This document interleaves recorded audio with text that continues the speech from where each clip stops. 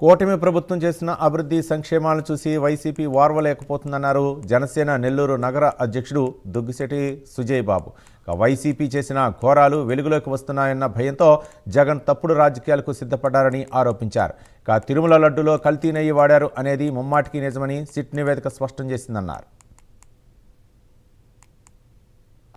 Janasena party కార్యాలయంలో ఈరోజు ఈ పత్రికా సమావేశాన్ని నిర్వహించుకునేదానికి ముఖ్య కారణం ఈరోజు మన రాష్ట్రంలో నెలకొని ఉన్న ప్రత్యేక పరిస్థితులు.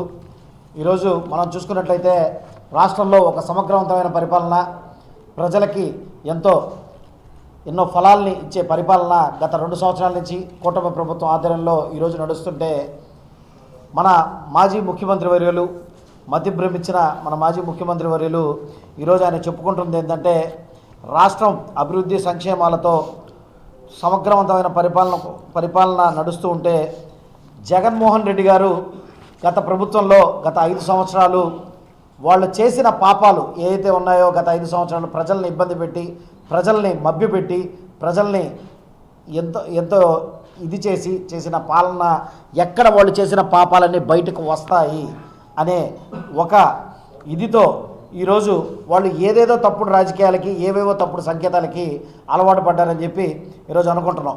దాంట్లో చూసుకున్నట్టయితే మొట్టమొదటిది తిరుమల లడ్డూలో కల్తీ నెయ్యి వాడారు అనేది ముమ్మాటికి నిజం. దీనికి సంబంధించి సిట్ నివేదిక ఒకటిచ్చింది.